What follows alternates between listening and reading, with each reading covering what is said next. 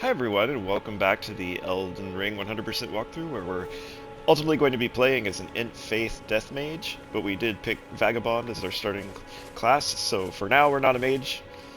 I'm going to bring up the map here. Remember, you hit your big touchpad in the middle to bring up the map. We're starting at the Mistwood Outskirts Grace, just to make sure anyone who just jumped right into this episode knows where we're starting from. And I want to talk about a feature that I haven't talked about before. You can put markers on your map. If you hit X, it'll create this marker. If you hit X again on top of it, it'll go away. So this helps us know where to go for the map. Like if you look at the compass up top, you can now see that marker shows up. If you get in combat, you're not actually allowed to bring up this map. So having marker like that can be handy just to know you were pointed the right direction when you started getting into combat. So we're gonna get the map, and then we'll be able to see what's going on.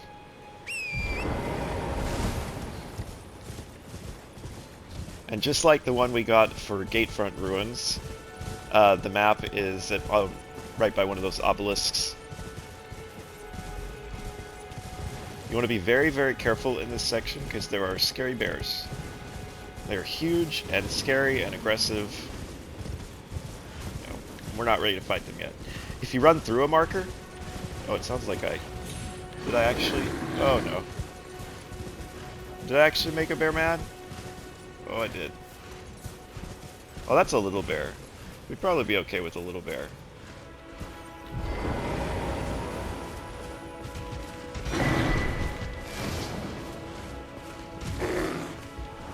I can't tell if he's actually mad at us. He's kind of, posturing. Anyway, we'll get the map. Get the cookbook. We're gonna keep heading south.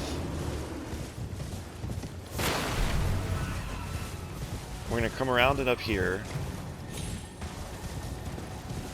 And get this.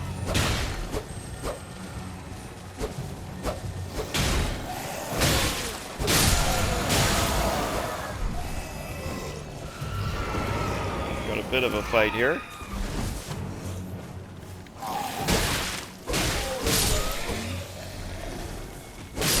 These are demi-humans, similar to Bach.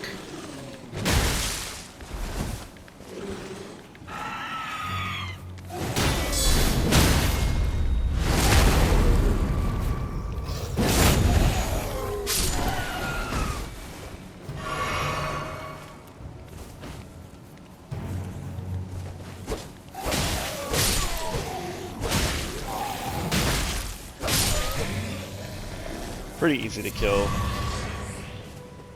And that was actually considered clearing a little camp. You saw how we got a flask back. So we got an Ash of War there. And now we're heading up towards this tree. Let me show you where we are. Because this is about where we were when we picked up that Ash of War. And you can see that there's a different kind of ball here. It's red.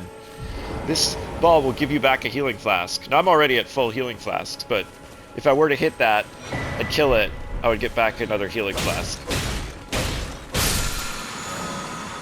And it kind of talks about it here. There are both Crimson Scarabs and Cerulean Scarabs. So the red ones give you back heals, and the blue ones give you back FP flasks. So now if I go around the tree here, you'll see there's this weird building, weird structure. This is one of the coolest moments in the game, I think, where you discover for the first time that there's a giant underground region in this game.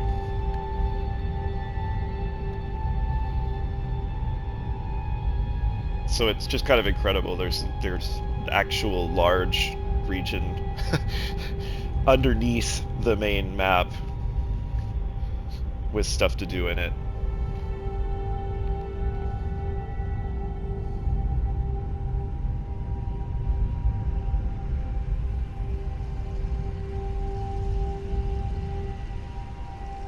When you first kind of come out and see the view right here, it's incredible.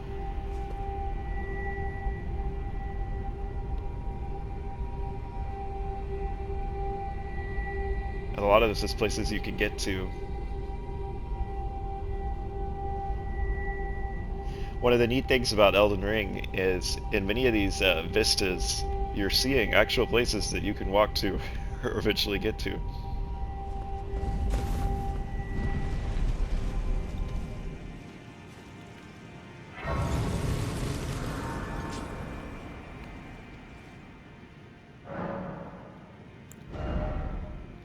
Nope, can't level up yet.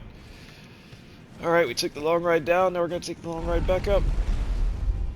We're not actually going to do this right now, but I wanted to unlock the Grace first, so that when it does come time to do it, we can just jump right to the Grace. Because as a reminder, you can kind of fast travel. Oh, when you bring up the map, you have to discover the maps for the downstairs area as well. You can actually hit R3 to toggle between upstairs and downstairs. So this is the upstairs map. You can kind of take a look at Mistwood. We started from Mistwood Outskirts here, then we went over to this, got the map, then went over to this tree, and when we come back we're going to go down to these ruins here. Going to put a marker there, and then we're also going to check out this fort over here, which is mostly about getting the Grace, and then getting, there's a golden seed right there. And then we're going to head over, kind of just meander west, and we're going to head over to, ultimately to this place, after getting a Grace that's kind of here at the south of the lake. So that's our plan for the episode. We're going to meet a new NPC in those Mistwood ruins. We're going to kind of do his quest line, and then we'll stop after we have done that. We're going to actually do a boss fight this episode. So I'm going back to the main road, just heading south.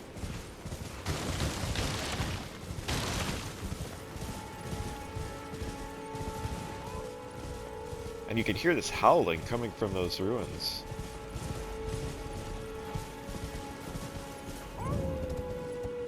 If you look, it's kind of harder to see. Here, let's get like here and look back. The guy that's howling is actually up there. Right there. He's standing right up there. So there's a little bit of loot to get in these ruins. But you want to watch out for, there's a giant sleeping bear that we don't want to wake up.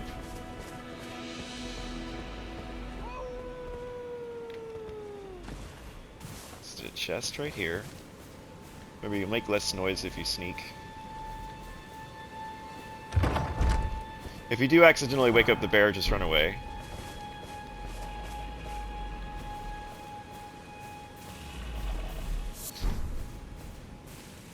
These lilies are good for crafting. Craft sleep stuff with the Trina, St. Trina's things.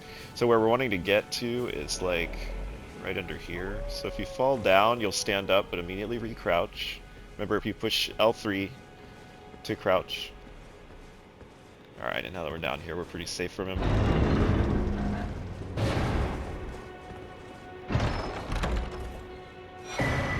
So that gets us the Axe Talisman. So, talismans, over time we're going to get more talisman slots, but right now we have only one. This will enhance charge attacks, so that's pressing R2.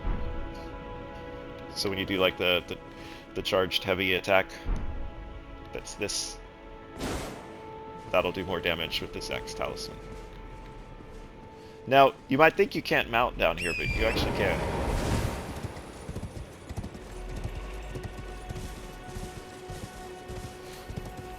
So from here, we're going to head west to the wall, just to pick up something really quickly. See that little structure right there. See how good Torrent is with that double jump for getting up places. Now watch out, there are undead that are spawning. So we're going to get away, and then I'll talk about what we picked up in a second here. So, what we just picked up there was a Sacrificial Twig. Oh! Run! Run! Okay, we'll be okay. Panic! Alright, so what we just picked up was a Sacrificial Twig. If you ever die... There's a merchant over here. We'll go over to this merchant and then we'll stop. Ah, welcome. Yes, right this way. Right this way. So if you ever die in this game, please, I'm hungry, and you drop your runes on the ground, remember what I was talking about the Tree Sentinel when we died. If you run back over there and die before getting back to your runes, they'll be lost forever. So if you wear a Sacrificial Twig, it goes in the Talisman slot that we just discovered we have. If you wear a Sacrificial Twig, then when you die, that twig will be consumed, but your runes will stay on the playing field. So the best time to wear a twig like that is after you've died, not before you've died. Don't do it preemptively like, oh, I'm probably going to die here, so I'll wear a twig. What you want to do instead is wait till you failed already. The runes are out there, and the twig is the way you do a run of safety to get back. That way, if you mess up that run to get back to your runes, the twig will be consumed and you'll get a second chance to get back to the runes. So that's the best time to use a twig. So this guy also has some cookbooks. Again, we're still short on runes, so we can't get stuff from him yet, but I just wanted to make sure you knew where this guy was.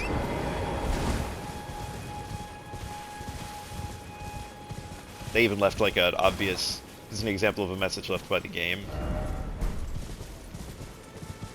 Messages left by the game are often more emphasized. Here's like a ghost you can talk to for lore.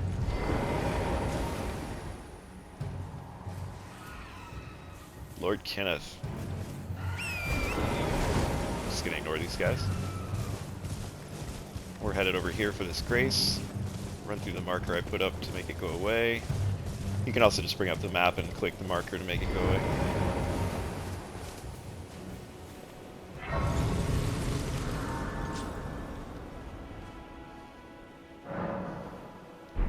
Okay, and now up here is Fort Haight, which we are going to clear eventually, but right now that's not really our concern. The main thing we're wanting to do is just get the golden seed that's up here. And it's not even in the fort, there's just a golden seed kind of off here to the right. So we're just going to race over and get it. Golden seeds are almost always found by these glowing little trees. There it is. So you can just grab it and get out. Be very careful if you're trying to get back to the Grace. It is a fatal drop if you jumped too early. Okay, and now what we're going to do is go west here. There's turtles. People love the turtles in this game. They call them dogs. Visions of dog. If you ever attack a turtle, you're a bad person.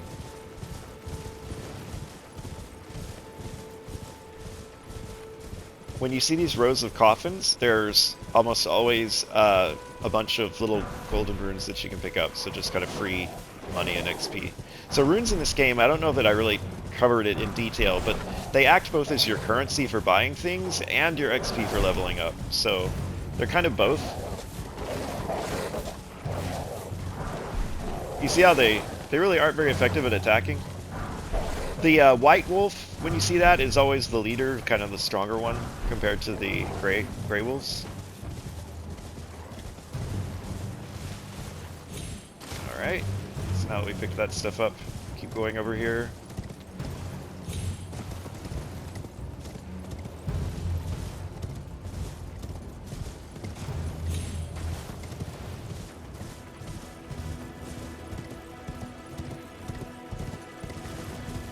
That bridge leads down south to the Weeping Peninsula, which is a whole new area of Limgrave that we will be doing eventually.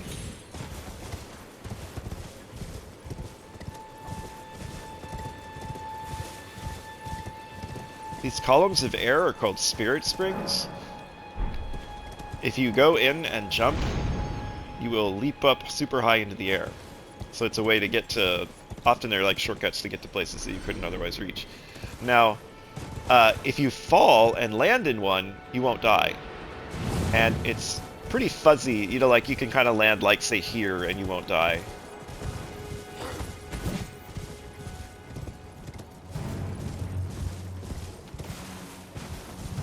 Alright, so next we're getting a Grace. It's just kind of right down here. This is Agheel Lake South.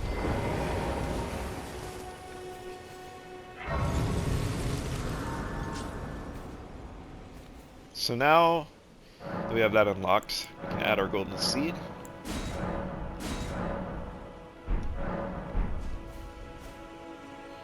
Just to show where we are, so you see where that Grace is. And as a reminder, we are ultimately going to be headed here. But first, we're going to go back to the Church of Ella and talk to the merchant here.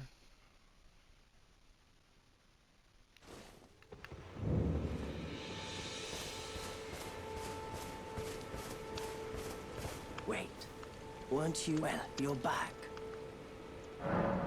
So you can ask him about the howling that you heard in Mistwood. The howl of a wolf. In the Mistwood. I suppose he must still be skulking about. I know.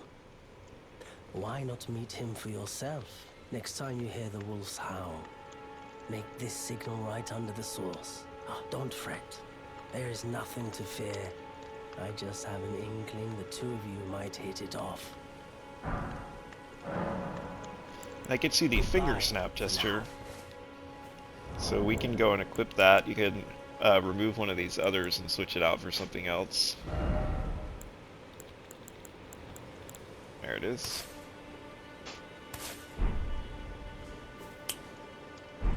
So he gave us this gesture. So we want to go back to the Blaidd guy who's in the ruins. Note how the map shows you where NPCs are. So it says Blaidd the half-wolf.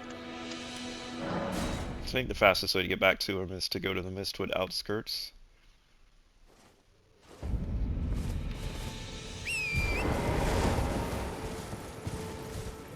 Remember, you hit circle once and the torrent will sprint, you don't have to hold it.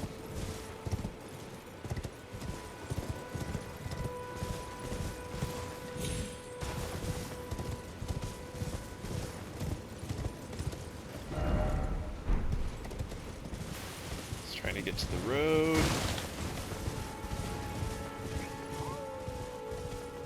You can hear him howling again.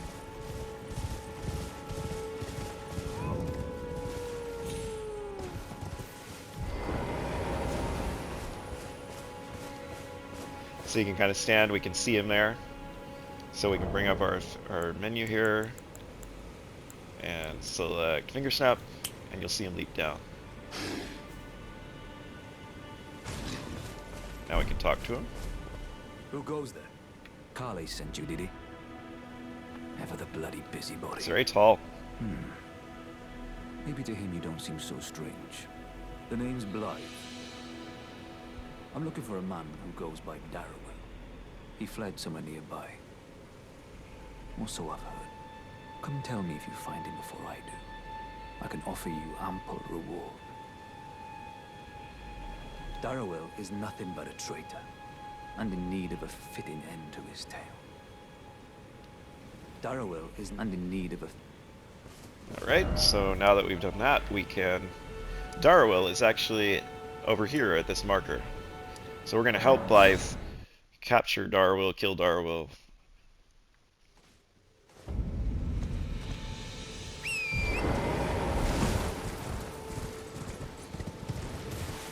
So on your map, throughout the various regions of the game, are these places called Evergaols. The Evergaol looks like a circle. It's a circular basin. You'll know you're near an Evergaol usually because you'll see these worms made of spherical rocks.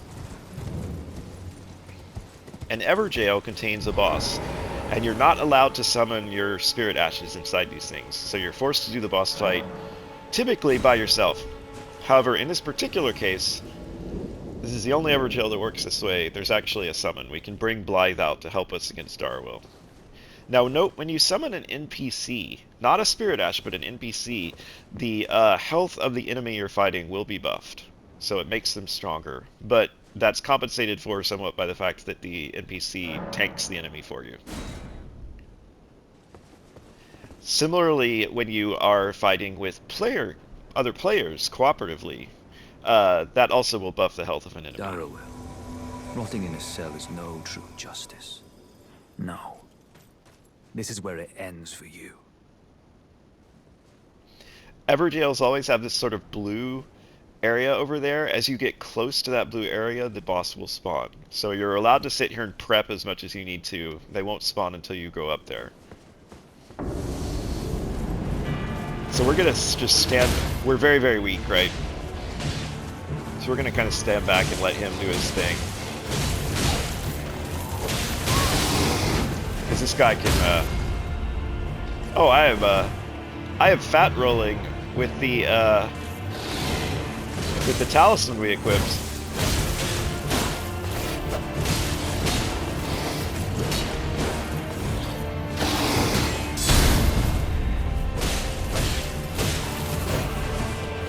This is annoying. So you can see we draw aggro pretty easily.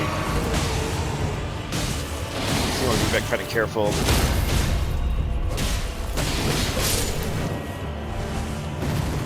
And I'll have to do something about the fact that I'm fat rolling. But we get the Bloodhound's Fang. And you're automatically removed from the Evergaol once you win the fight.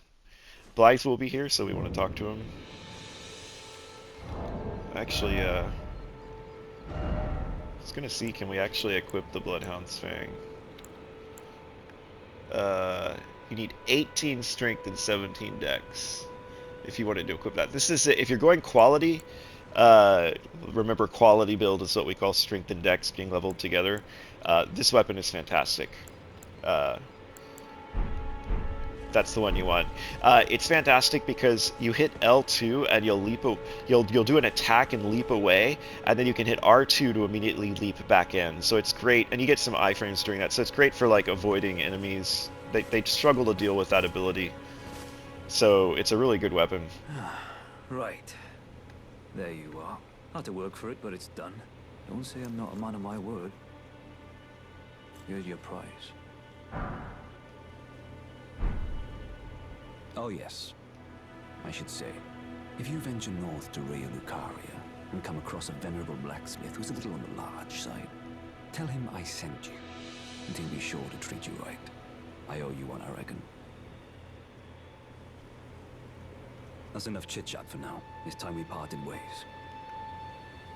Alright, so remember, you always want to... This is a very important one to exhaust all the dialogue on, because if you exhaust all the dialogue to the point where he mentions the blacksmith, then you're going to be able to get a trinket, or sorry, talisman a little bit earlier than you would otherwise be able to get it, thanks to that introduction. Alright, so really quickly here we're going to go and get the large club. Need to find the way down. You can see here there's a spirit spring. As a reminder, you can jump into these, you won't take any damage, and then kind of right up here is the large club. And you know, you would not expect it for, you know, a simple weapon that's just a club, but that is actually a very, very good weapon. You can club your way to victory.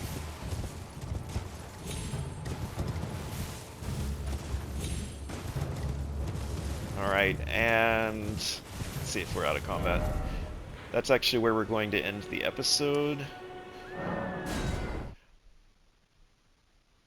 In the next episode, we're going to make our way up north here and go to this, where we'll meet an NPC here, and then we're going to go to the church. So we'll do that all next episode. This episode is done with Mistwood and with Blaidd's stuff. So until next time.